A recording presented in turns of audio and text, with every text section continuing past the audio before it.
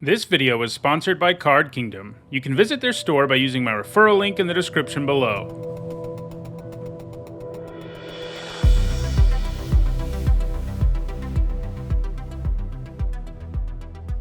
Hi everyone, I'm Neetsahone, and today is Monday, and that means it's time for the 524th MTG Top 10. In this series, I rank cards based on their historical performance and Magic's highest level of competition. Today, we're going to take a look at the top 10 multicolored enchantments. In the past, I've looked at multicolored cards with other card types, including planeswalkers, instants, and sorceries, and today we're continuing with that cycle.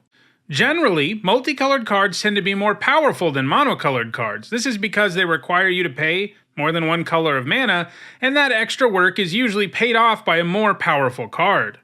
And there's certainly some powerful enchantments on this list. To be eligible for this list, a card had to have the enchantment type and be multicolored. There are 275 multicolored enchantments in Magic, and in this video, we'll take a look at the 10 that have left the biggest impact on competitive Magic.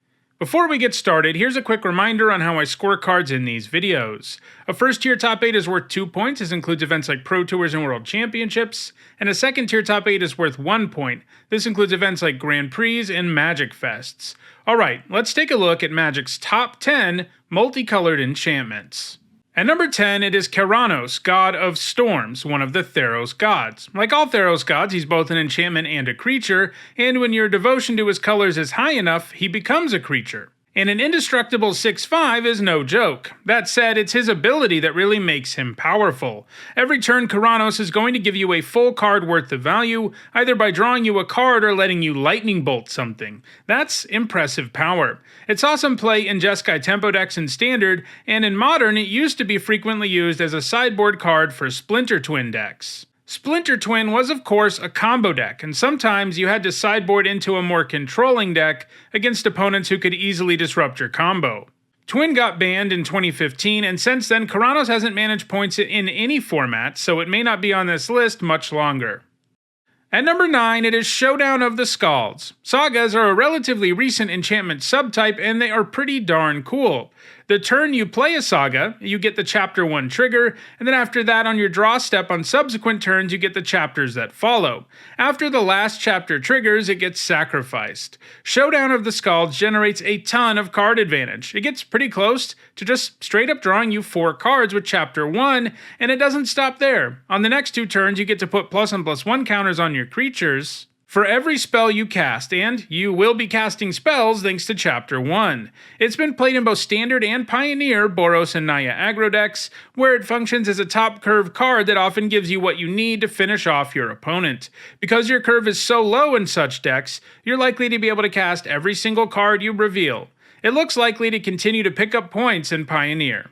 At number 8, I have 2 cards, Unflinching Courage and Armadillo Cloak. They are both here because they both have enough points to make the list and are almost identical cards. It wouldn't have been very interesting if I had the Cloak at number 10 and then Courage at number 8. Anyway, they have the same mana value, and they're both auras that grant +2/+2 and trample, and they both also allow you to gain life when your creature does damage. The only difference between the two is that the Cloak doesn't quite grant lifelink. Instead, it grants a triggered ability that uses the stack, but the end result is still pretty much the same as having lifelink. Anyway, the big thing here is that both of these grant impressive boosts for low costs, making just about any creature into a threat. Trample makes the creature hard to block, and lifelink puts the game out of reach in a hurry. The Cloak was played in Standard and Extended aggro decks, and more recently it's been played in Pauper Bogle's decks that look to put auras on creatures that have hexproof. Unsurprisingly, Unflinching Courage has been played in similar decks in its own Standard format, both traditional aggro decks and Bogle-type decks that are all about putting auras on hard-to-kill creatures. Armadillo Cloak is actually the card that seems to have the brighter future right now, by virtue of the fact that it's common and legal in Pauper, and it's gained points in that format in the very recent past, while Unflinching Courage has never managed to see play at all outside of Standard.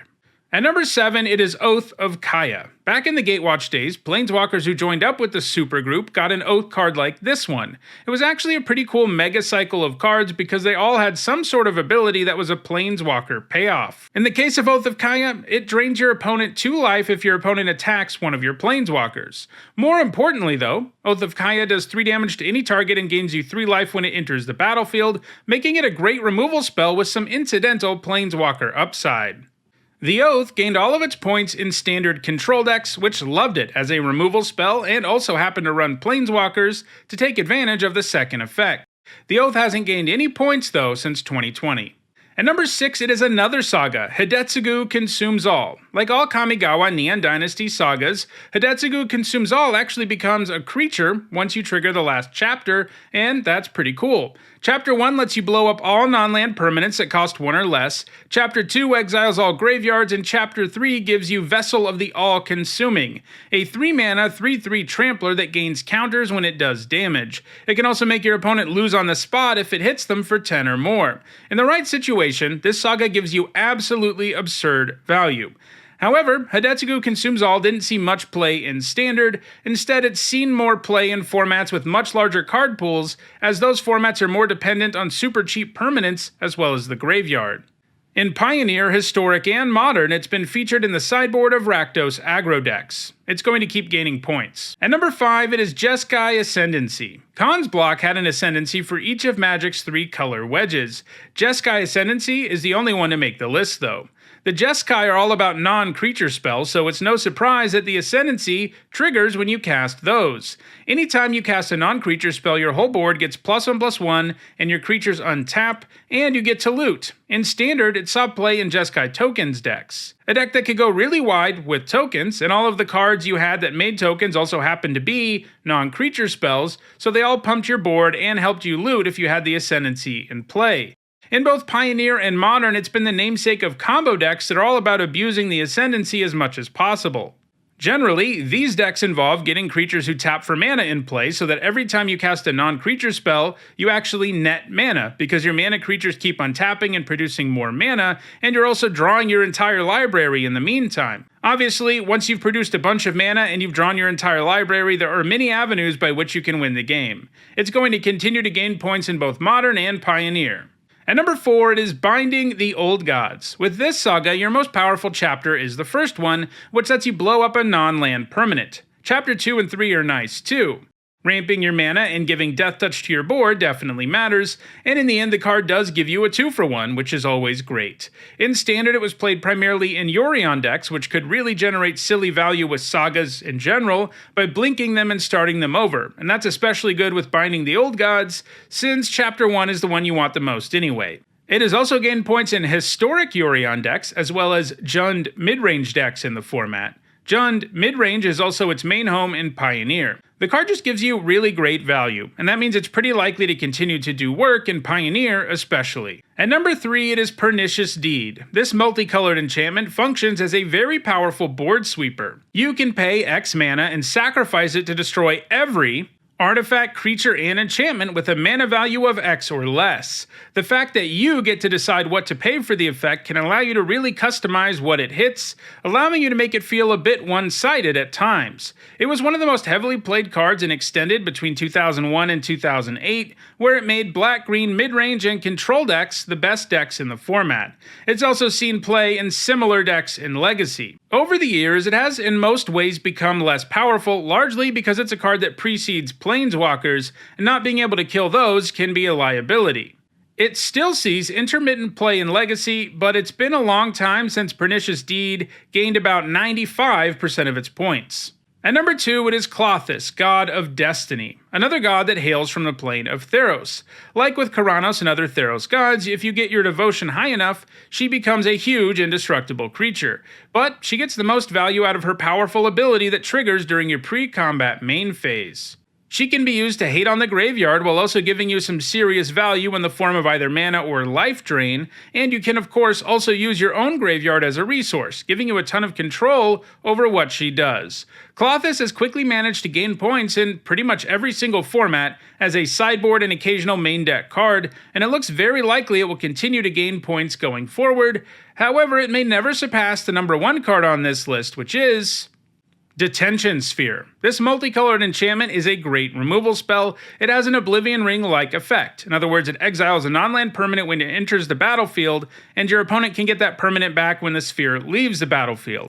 It comes with the additional upside of also exiling all other permanents that have the same name as the exiled permanent. That makes it especially effective against creature tokens and multiple copies of cards in general. It's been played in blue-white control decks in Standard, Modern, Pioneer, and Legacy. It's going to keep gaining points in multiple formats, and I imagine it will remain the number 1 multicolored enchantment for the foreseeable future. So, those are the top 10 multicolored enchantments. If you want to own any of these powerful cards, check out the description where you can find a direct Card Kingdom link for each card that appeared in the video. If you want to check out some of the over 520 other MTG top 10s, you should see the playlist on your screen shortly. If you want to make sure you catch future top 10s, subscribe and turn on notifications. And lastly, if you want to go the extra mile in supporting the channel, you can do that by becoming a YouTube member, by buying Nitsahone merch, or by becoming a patron. You can find ways to do all of those things in the description. Thanks for watching.